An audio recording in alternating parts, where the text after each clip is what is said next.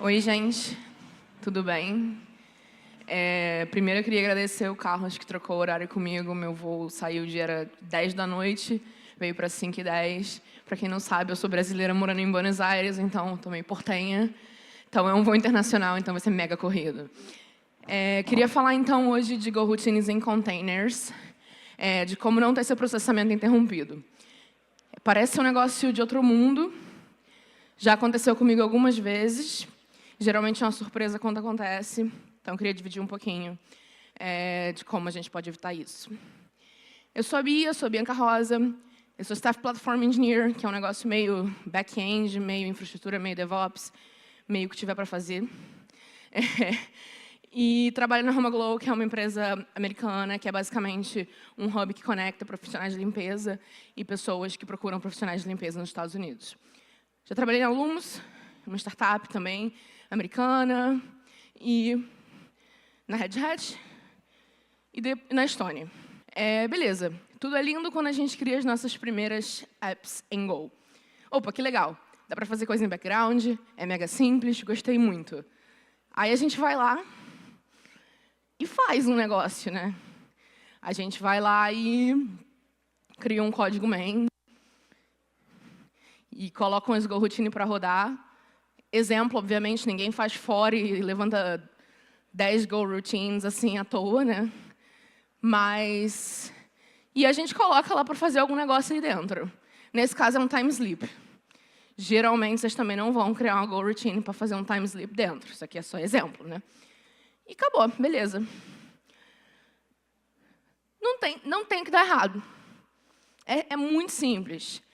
É tão simples que eu me apaixonei por Go muito por causa disso. Porque quando eu estava acostumada com thread, quando eu estava tentando entender como é que funcionava esse sync.io do Python, eu vi um negócio desse e eu falei, muito fácil.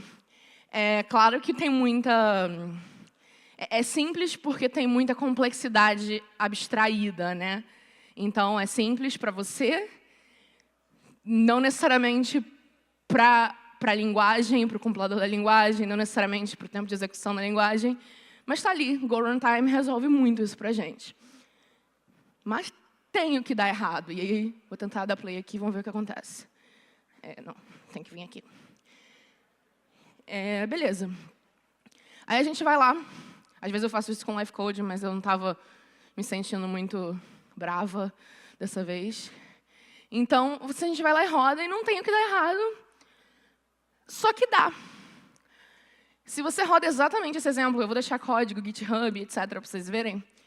Você roda o seu programa main, ele vai lá, coloca as Go Routines para rodar, e nem começa a rodar as Go Routines, já acabou o programa. Aí você fala, peraí. Claro que na maioria das vezes, né, isso não vai acontecer, você vai acabar rodando alguma coisa, você vai ver alguma coisa rodando. Então, tá tudo bem, mas nesse caso, a gente consegue ver muito claramente o seguinte, uma coisa que está lá na documentação, e aí, por aqui, é a execução de um programa. Qual é o ciclo de vida da execução de um programa, roubado aqui da documentação da spec do Go, que é, a execução de um programa começa quando você inicializa o pacote main, e aí você invoca a função main. Quando essa função retorna, o programa para. Acabou o programa. Então, independente do que você esteja fazendo no seu programa, quando essa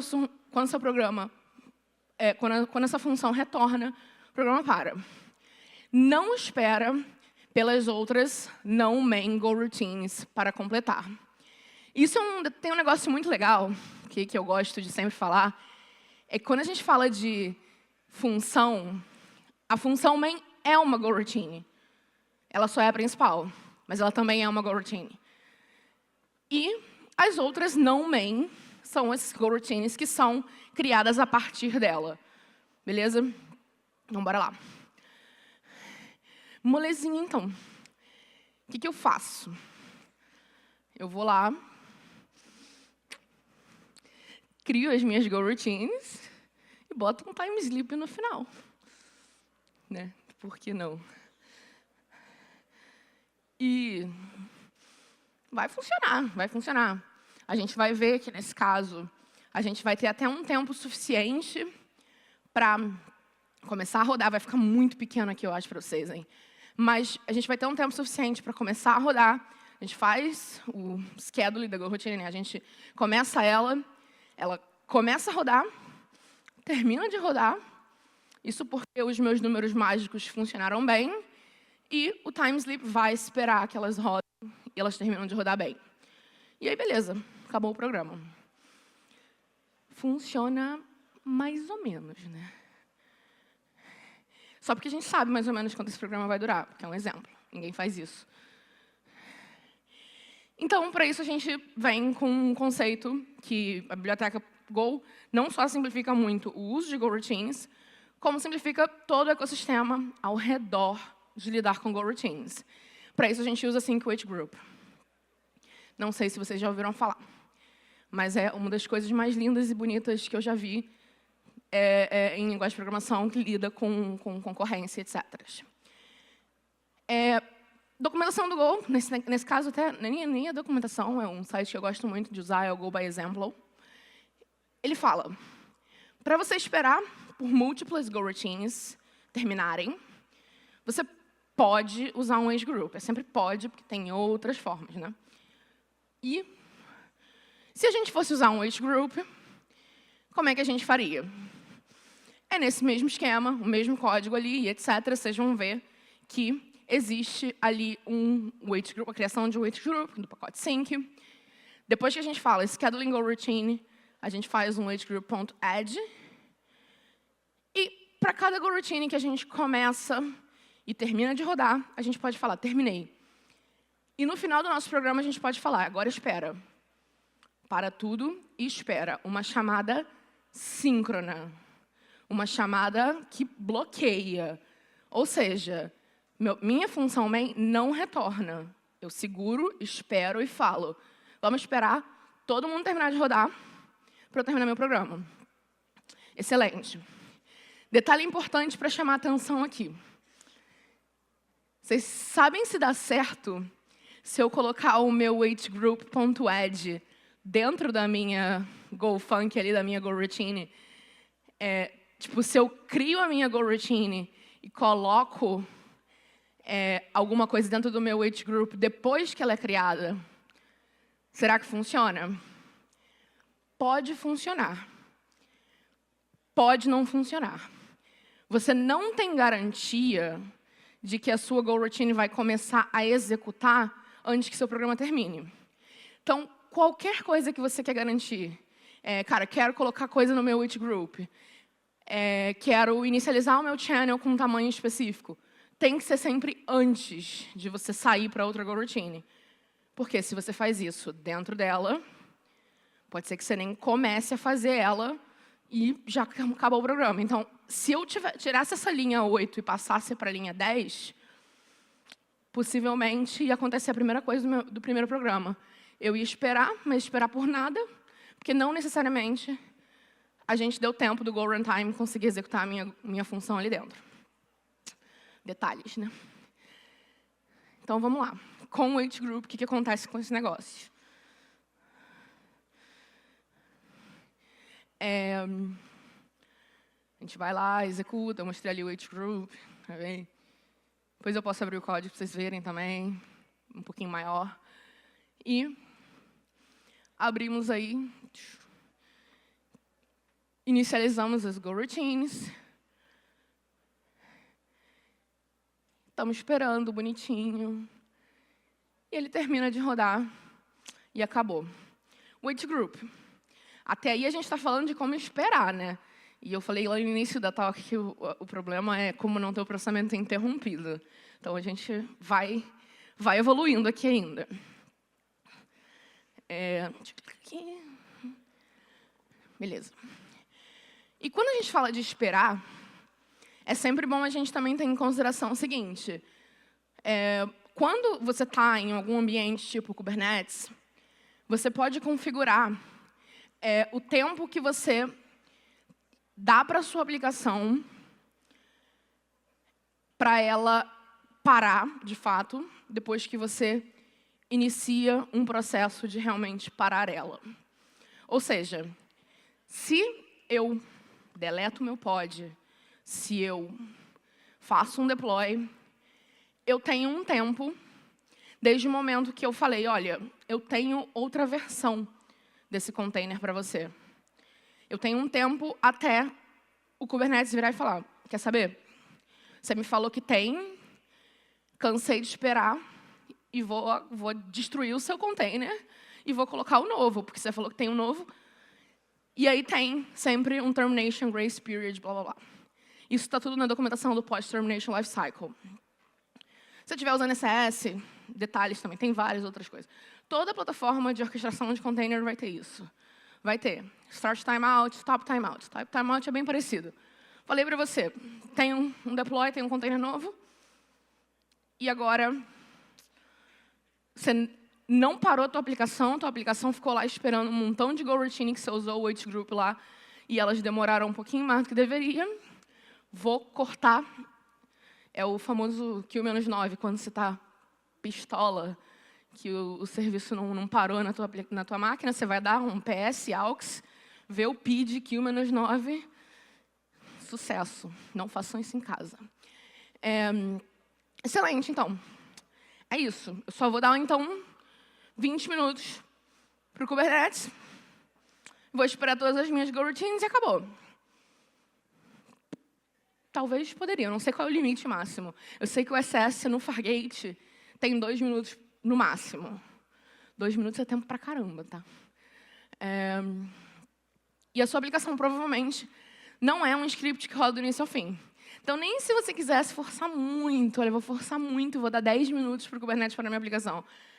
Ela provavelmente não é um negócio que roda do início ao fim. Então, você vai ter mais mensagem chegando, você vai ter mais requisição chegando, vai ter mais coisas chegando. O que vai acontecer? Você não vai conseguir parar nunca, porque seu wait group vai estar recebendo um monte de coisa e nunca vai estar done, nunca vai chegar lá o wait group, nunca vai acontecer. Então, provavelmente continua recebendo requisição, consumindo mensagem, vão dar um pouquinho para cá. E aqui a gente tem um cenário bem comum. Você vai fazer um deploy, por exemplo. Git push ou Git merge, qualquer que seja o mecanismo de deploy que vocês usam. Tem um CI/CD rodando ali. Vai pegar um container novo, vai tentar substituir um container que está rodando, que tem uma GoRoutine ali dentro fazendo coisas. Essa GoRoutine você colocou porque provavelmente tem alguma coisa que você não precisa, que o usuário espera. Beleza. E essas coisas que estão rodando em background podem demorar 5 segundos, 1 minuto, 10 minutos, 1 hora, 6 horas, 24, 3 dias, não sei. Um detalhe, 6 horas não deveria acontecer, muito menos 3 dias, claro, né? A vida não é o todinho que a gente toma ou gostaria de tomar todo dia de manhã, e às vezes pode acontecer. Já trabalhei em muito lugar que 6 horas foram uma realidade. E não era nem um negócio do outro mundo, era só porque eu estava com algumas constraints muito específicas. Tipo, a API da pessoa simplesmente demorava muito, ou simplesmente tem um código de RPC que demora muito, ou eu não tenho a possibilidade ainda de usar uma fila, um RabbitMQ, um storage, então ainda estou naquelas constraints. A API do cara só aceita pooling, então eu preciso ficar lá fazendo get no ID para ver se está pronto.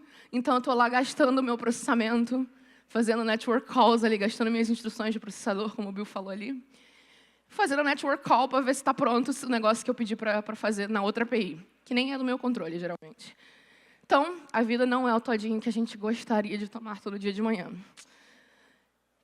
Então, o que a gente faz? Espera terminar? No mundo onde lead time importa? No mundo onde, se você tiver uma tarefa que demora 6 horas, você faz um deploy e você não vai conseguir ver o negócio em produção por 6 horas, isso não é muito aceitável. Bom, nada nesse sentido nesse cenário é aceitável, mas isso é um pouco menos. E o bug que está corrigindo, e o hotfix, e o rollback, que é pior ainda. Porque se a gente falar, a feature vai demorar 6 horas mais para chegar em produção, eu, geralmente, não me importo tanto. Agora, o rollback e o bug eu me importo um pouquinho mais. Como é que resolve, então? Como é que a gente faz? Uma coisa que a gente pode fazer é ver os sinais do sistema operacional. Tem aqui a documentação de todos os POSIX signals lá que você quiser. E os containers, eles recebem sinais do sistema operacional quando eles estão sendo encerrados. Ou seja, não só quando eles estão sendo encerrados, mas para o propósito dessa talk, para essa apresentação, a gente pode falar mais sobre isso aqui. SIGTERM avisa que o processo vai ser encerrado. Falei, comecei um deploy, estou tentando fazer você parar. Esse é o aviso amigável. E tem... acho que... SIGKILL, que vai lá e... te avisei, você não fez, e agora eu vou passar a faca, vou cortar o seu container, vou remover, vou tirar a força, o Q -9 aí. Seguinte também, vale ver, tá? Vale pensar. Porque eu vou contar uma história do seguinte, já. Interrupções normais, keyboard interrupt. Quando você está rodando um negócio, você fala, putz, cometi um erro aqui, tem um bug. Ctrl+C, para parar esse negócio. Keyboard interrupt. Uma vez eu estava fazendo esse negócio de ouvir sinais de sistema operacional, aí eu testei mal bonitinho com o seguinte e subi para produção. Demorou um pouquinho para eu perceber que não era esse, que em ambientes tipo Kubernetes você vai ouvir o SIGTERM, porque não é um keyboard interrupt, é um outro tipo de sinal por um outro tipo de contexto.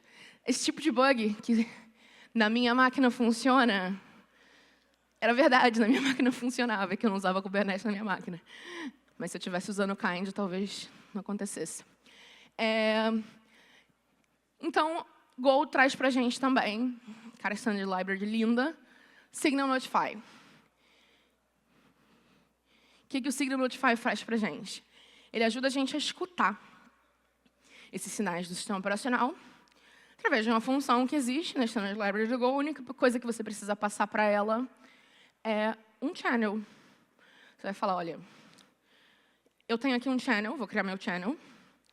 Você, quando chegar um sinal do SO, me manda um valor dentro desse channel para eu poder escutar esse channel e decidir como eu quero lidar com isso.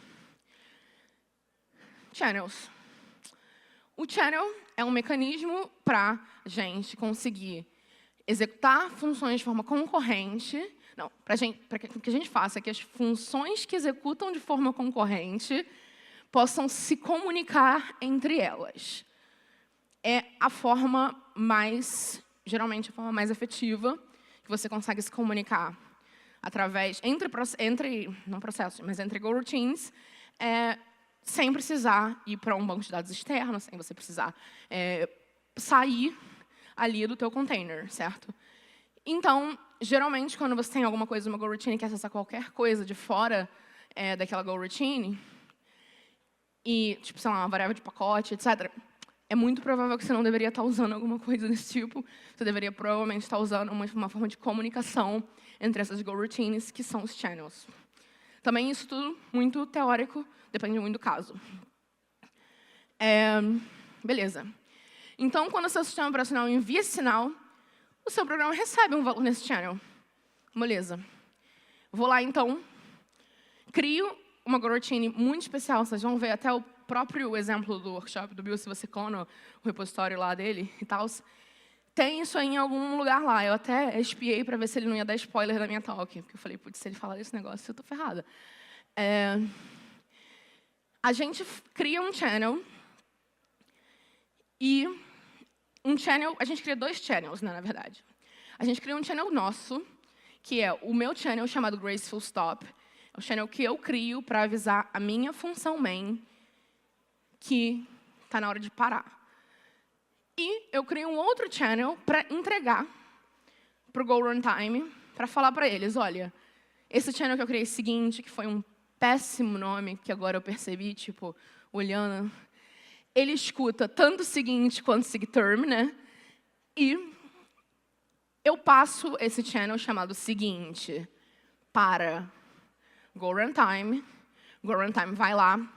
Se ele recebe tanto um seguinte quanto um sigterm, ele me manda uma resposta nesse channel. Essa linha 12 que está aí é uma outra instrução meio que blocking, né? Uma instrução blocking. Por quê? Porque essa goroutine não continua. Ela para aqui. Meu programa vai continuar rodando, claro. Mas essa goroutine, especificamente, ela serve justamente para esperar o seguinte, o sigterm, etc. Aí sim, eu posso fazer a mesma coisa que eu estava fazendo antes, ou seja, a princípio, esse programa não vai ter nenhum comportamento diferente do que a gente estava fazendo antes. Vamos esperar nosso wait group, a diferença é que só não está lá embaixo agora, e falar, olha, no final a gente pode fechar o nosso channel, que é o nosso channel que a gente criou para a nossa própria aplicação se comunicar com ela mesma, e graceful stop. Como eu falei, o behavior, comportamento, vai ser igual. Só vai ficar mais código para fazer a mesma coisa agora, mas tem motivo. Então, a gente vai lá, a gente roda, a goroutine começa. E se eu dou um keyboard interrupt, um Ctrl+C, a grande diferença é que agora ele vai escutar o Ctrl+C, mas ele vai falar, peraí, eu estou esperando as goroutines terminarem. Isso funciona se você tiver goroutines que são bem rapidinhas. Até aqui, isso aqui é até bem código produtivo, se você quiser. Talvez tem que dar uma revisada, mas, em geral, um código bem próximo de um código produtivo. Porque você, sim, pode fazer isso. Suas goroutines foram bem pequenas e tiverem instruções bem pequenas, terminarem rápido. O que deveria ser a maioria dos casos, né? Então, vamos lá. Quando você está fazendo isso também, o que você sempre tem que fazer aqui, como a gente falou, ali em algum momento, quando a sua aplicação está rodando, ela não vai parar de receber requisição.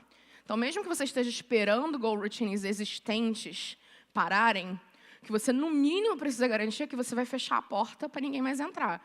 É que nem horário de fechamento de mercado. Se vocês forem no mercado, no horário de fechamento do mercado, você pode entrar até determinado momento, quem está dentro vai conseguir sair, quem está fora não vai conseguir mais entrar. Então, é isso. Esse é o momento, lugar que você faria. Tem muito framework, até o próprio HTTP Server do Go. Você pode falar, olha, tem um shutdown, então você pode parar de receber requisição. É o momento que você para o seu listener de message queue, tipo, RabbitMQ, Kafka, qualquer coisa que esteja usando. Você fala, olha, fechei a minha porta, daqui ninguém mais entra, termina de rodar. Dá para fazer se terminar de rodar, for rápido, relativamente rápido, né? Se respeitar o termination grace period que você citou. E quando o tempo de graceful shutdown não é suficiente, a gente pode começar a pensar em estratégia de persistência. Ou seja, às vezes você não vai simplesmente poder esperar as testes, tipo, senta aí e espera todas as goroutines terminarem, porque pode ter algumas que são mais lentas. Aí você pode começar a pensar.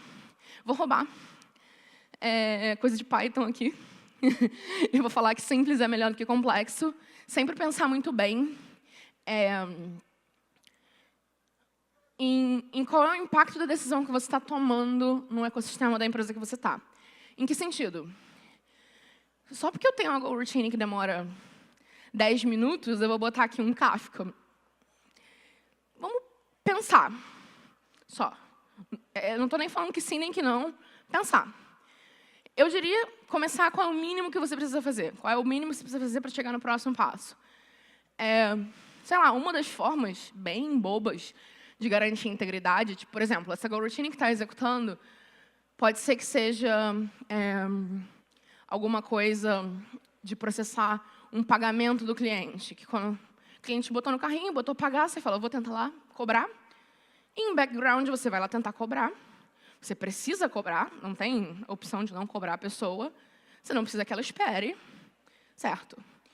E aí, está lá rodando. Uma coisa que você pode fazer sem ter que usar nenhum mecanismo de fila é que, se você estiver usando qualquer tipo de Redis, banco, persistência, você poderia simplesmente salvar estado. Tipo, tentei cobrar, comecei a cobrar, terminei de cobrar. Ou então, e aí, quando você recomeça a sua aplicação, você pode falar: o que eu estava fazendo antes, quando a minha aplicação parou? Se eu não consegui esperar até o final, o que eu estava fazendo antes? Você vai, começa e pode retentar, assumindo que o que você está retentando é algo retentável. Se você não teve que fazer API externa, não vamos cobrar a pessoa 2 vezes também. Então, assim, tem algumas coisas que vocês podem usar de técnica, mas, em geral, sempre pensando em qual é o requisito do sistema que você está trabalhando. Mas é uma ideia. Esse negócio de tarefa interrompida foi muito útil, porque quando eu estava na Red Hat, a gente estava trabalhando num sistema que a gente fazia build de imagem. A gente usava uma API interna para isso. Então, a gente mandava uma requisição, a gente tinha que ficar fazendo pooling. E, para o usuário, na real, nem importava no MVP se o processamento terminava ou não. O que importava é que, quando ele fosse na UI, não tivesse travado dizendo que está processando há 3 meses e nunca terminou de processar. Era melhor terminar a GoRoutine, falar, tenta de novo, e mostrar processamento interrompido e acabou. E era isso. Isso aqui foi extremamente útil. Para MVP é o que eu provavelmente mais recomendo. Só mostra para o usuário que interrompeu e ele tenta de novo. Não é sempre, às vezes. Tem várias outras formas. Óbvio, né? Só cuidado com o over-engineering, foi o que eu estou falando aqui. Tipo, de repente, o Kafka... Eu sou super fã de Kafka, mas é um trabalho manter esse negócio, mesmo que esteja na cloud. Perguntas a se fazer. Qual o tempo de processamento das suas GoRoutines? Né? Tipo, se já mediu, já parou para ver, já parou para pensar, coloca telemetria e vamos ver isso. Quanto tempo você demora para processar do início ao fim? Qual o custo-benefício para você colocar um Kafka, RabbitMQ, SQS, qualquer coisa similar? E se você fizer isso, você vai conseguir se livrar de persistir o estado ou não? Porque, às vezes, você vai colocar a fila, aí é o que eu chamo do problema do monolito distribuído. Que você coloca o cara que posta na fila, você posta na fila, você cria um microserviço para consumir, aí você deploya o microserviço que está consumindo e para igual, interrompe igual a tarefa no meio do caminho. Então, você fez um montão de coisa, está rodando 2 serviços, tem um Kafka em produção, e o consumer está lá interrompendo tarefa igual, porque você não lidou com o problema principal, que é a minha GoRoutine estava sendo interrompida. Então, isso é mais importante do que botar o monolito distribuído lá para funcionar. E suas GoRoutines executam tasks que podem ser reprocessadas? Como eu falei, não vamos cobrar o cliente 2 vezes. Não vamos fazer coisas em APIs que são... algumas APIs são idempotentes. Se eu fizer a mesma requisição 2 vezes, ela vai falar, você já fez, acabou, sucesso. Algumas não são idempotentes. E eu até diria que a grande maioria das APIs que eu trabalhei na minha vida não eram idempotentes. Ou seja, eu fazia o negócio e ela ia mandar fazer. Então, dependendo do momento que a minha GoRoutine para, mesmo que eu salve estado, mesmo que eu coloque fila, mesmo que eu faça tudo, tem um momento ali que eu preciso saber que ela parou ali. Eu preciso saber porque aquele pedaço eu não posso fazer de novo. Aquele pedaço eu não posso retentar. Então, eu preciso salvar checkpoint, qualquer coisa que seja, de alguma forma ali. Se não, quais são as unidades atômicas, né? Tipo, se você não pode reprocessar, quais são essas unidades atômicas da sua GoRoutine? Tem que levar isso em consideração na hora que você for reprocessar tudo. Isso é importante. E uma das formas muito interessantes, até que esse problema de... Isso não acontece só em Go, tá? Isso acontece em qualquer linguagem de programação que roda coisa em background, em thread, em GoRoutine, em corotina, como vocês quiserem. Isso vai acontecer no mundo. E às vezes, né, para workflows, coisas que são mais lentas, que rodam realmente por 6 horas, que tem um ETL, etc., Às vezes vale a pena procurar arquiteturas que são especializadas para isso, que vão rodar um container só para executar aquela tua tarefa. Você vai criar um container novo, ela vai executar a tarefa nova, e aí, no final, você não precisa se preocupar, porque o container inicial nem está rodando nada, no final das contas. Quem está rodando é o outro novo que você criou só para isso, que vai até o final. Que vai virar aquele script, né, que roda do início ao fim. É de uma forma mais orquestrada. Recursos, isso eu falei disso na DevConf em 2022. Foi remoto, infelizmente. Eu queria muito ter ido para a República Tcheca. Nesse ano não rolou. E o código-fonte desse projeto que tem aqui. Obrigada.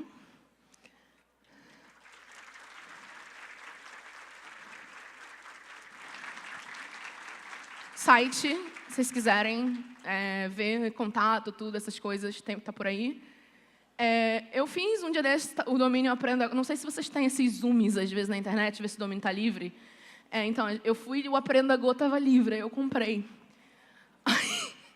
Então, eu criei um repositório no GitHub, que se vocês quiserem colaborar e botar link do que vocês usam para Aprender Go e etc., corre lá. Eu tenho começado a tentar escrever no Substack, que é o Backend Engineering Adventures. Eu fiz uns posts mais sobre Python e OpenTelemetry recentemente, mas quero escrever mais sobre Go também no futuro.